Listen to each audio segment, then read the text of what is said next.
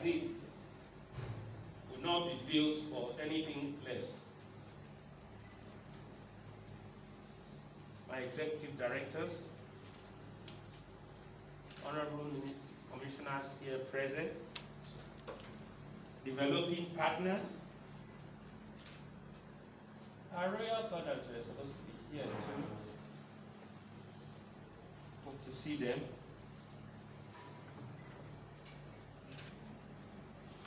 My friends and colleagues, especially the project officers, of which we have staged this. Our farmers, invited guests, gentlemen of the press, ladies and gentlemen. It is my pleasure and privilege to address you this morning on this very important workshop. Some farmers, validation, open defecation free, sanitation, sustainable livelihood, economic empowerment of stakeholders of the Cross River Basin Development Authority. The CRBDA, with its catchment area covering Akwa Ibom and Cross River, has its core mandate the development of water resources of the Cross River Basin for multi-purpose use through the construction of dams, irrigation schemes, borehole, flood and erosion control problems, and simultaneously. These provide backup plants. We also provide backup plants, hiring services, engineering consultancies, and other related purposes. These are mandates, and from henceforth, we've decided that these are going to be the key points of us giving back to the society what we are gaining. The authority, in recent times, as 2017 to date, have put up strategies and projects for achieving these mandates. And most recently, the objectives of the vision of Mr. President in lifting 100 million Nigerians out of poverty by creating jobs, eradicating poverty, increasing food security, especially for our teeming population. This effort has seen the realization of the following modest achievements. Operation and maintenance of the Ogudu Dam, construction of Bunya Katakon Run Dam. This we expect to be commissioned at the second quarter of 2022. We have ongoing construction works at Kegui Ala Dam project, ongoing construction work at Kwal Falls. We have the operations of the integrated farming system using the model that is being operated in Songhai. We have various areas which we are starting this exercise, and the next couple of months we'll start getting the benefits of this project. We have provision of irrigation facilities for improved crop production. When we came on board, I was surprised that even to the highest level, just because we fall within a belt where there is a lot of rainfalls, people thought we didn't need irrigation services. Whereas over 90% of our rainwater, runoff water, goes unutilized.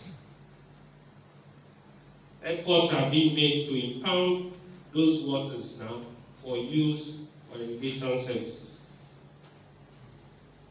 we have center pivot systems in certain locations which were abandoned, and we're making every effort to make sure they are being utilized so that the benefit of our power processes can be seen.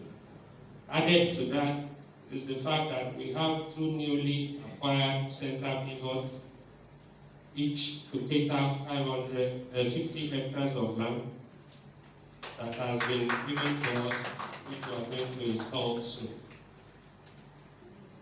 We have since been acquiring farmland. Thankfully enough, most of our community believe in us, and they are always quick to give us farmland with the promises of getting the dividends of agriculture and government presence down to this community. More of that will be taken, and quite a lot of them will see. During the period, we have also constructed a lot of drains, over 50-kilometer drains, at various flood and erosion control sites to reduce flooding and increase services to water for irrigation purposes. We have also constructed asphalt road in rural area so that farmers can get their products to the community. You agree with me that most of what has been impacting farming is the fact that most of the products are never used. You can't get it to the community and they go rotten. But this is one of the benefits of this exercise. Then, of course, implementation of Clean Nigerian project. This is a project that is very dear to Mr. President. It is very painful to find out that back here, in those days, a lot of people feel we were good agriculturally because we have original manure in our bush, since everybody rushed in there to defecate. But the essence of all this is bringing back, especially what the coordinator just said about the effect of defecation to their village. And this is opening up our eyes. And the president had promised the international community that this would completely be eradicated in Nigeria. It is very, very important to know that sitting on top of the whole implementation exercise is the river basin. We have to drive this in, and the only way we can do that is exercise like this by enlightening the community on the effectiveness, the use of it, and what health means to the entire community. We have the hydrometeorological data acquisition centers, and there is need for us to be able to tell the entire community, especially the farming community, when to farm, what to expect, especially with climate change that is affecting us. Too many people are confused on what product to farm at a particular time. But with all these centers being developed, we are able to have this at the back of our mind and plan better. We have been training youth, and like I said, a facility like this is going to make that very, very prominent in the next couple of months in our system. We have lined up, especially from agricultural sector, the irrigation sector, on how we will be driving this exercise, especially to our community. the authority is aligning their mandates and programs to the reality of a production and productive economy. Has been pursuing the implementation of the ERGP, as the Economic Recovery Growth Plan, the detailed strategies and projects for achieving the objectives of the ERGP has also been enunciated in various sectoral strategic plans and, most importantly, the National Policy Action on Water. Cross River Basin Development Authority actually contributes to all the three pillars of the ARGP, which are guaranteeing the well-being and productivity of the people, optimizing the key sources of economic growth, and fostering sustainable social and economic development. In pursuit of the delivery and domestication of Mr. President's commitments on lifting 100 million Nigerians out of poverty in 10 years, the federal government of Nigeria in April 2021 flagged off the Medium-Term National Development Plan, MTNDP. The blueprint is a short-term plan for stimulating Nigerians' economic growth and launching the economy onto the path of sustained and rapid socio-economic development. The MTNDP is an articulation of what we have to do as a country to increase our GDP by 15%, as expected by the government revenue. This will lift 35 million Nigerians out of poverty by 2025.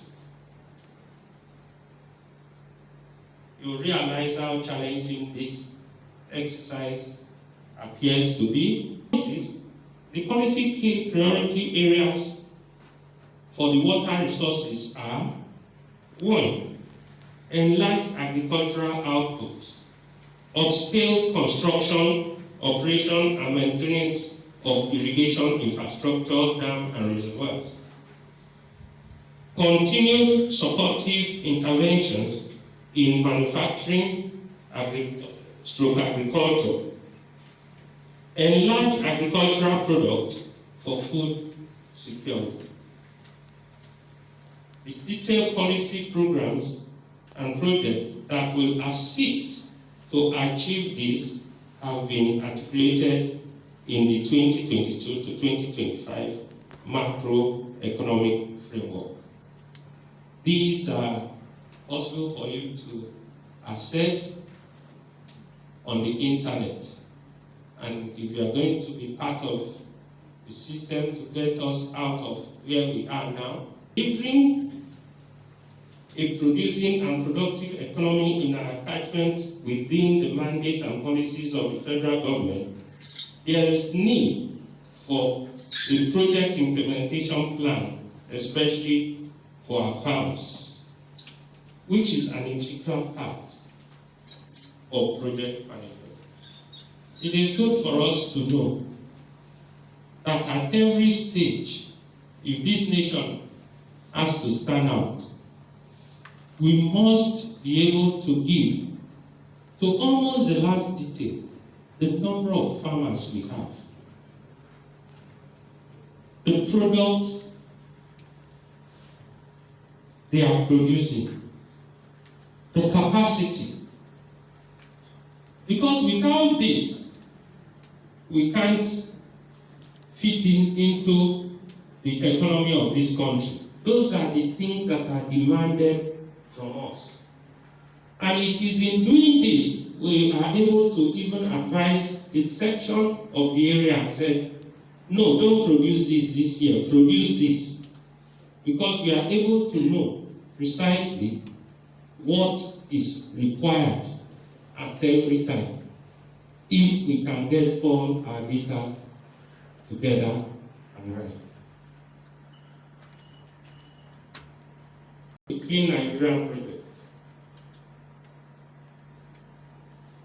The pivot initiative of the Honorable Minister of Water Resources in ending open defecation in Nigeria is part of the focus of our deliberation in this workshop. It is expected that we come up with quick wins approach, more detailed strategic sector plans and project detailing activities with their time scale of domesticating ODF in our catchment. We have decided that added to this, we would make our ODF to stand out. We want to give it a pictorial view that as anybody approaches and sees, you will know that that is the ODF. So we are going to make it a bit unique, and hopefully that will make more meaning to the society. The authority under our leadership is more than ever before inspired to in line with our mandate and strategic plan. Initiate and implement high production-driven programs and projects that will engage another 5,000 farming families. We can acknowledge that the goals of the water resources sector and indeed Cross River Basin Development Authority cannot be achieved alone. Hence, it encourages partnership through the buy-in and participation of the other tiers of government, the community, and the private sector. Finally, let me use this opportunity to congratulate the sector in the department where all of us work for. That's the agricultural sector. I kept telling them that's the essence which we are here. Congratulate them for being able to facilitate this program, and of course, my special thanks to my brother who has made this very possible, the Executive Director of ECAF. Thank you very much. And to all of us here, please see this as an opportunity where you have only not come to learn, but you've come to also instruct us, because a lot of us are going to be listening to you. Because everybody in their subsectors have one or two things to give into this. So thank you very much.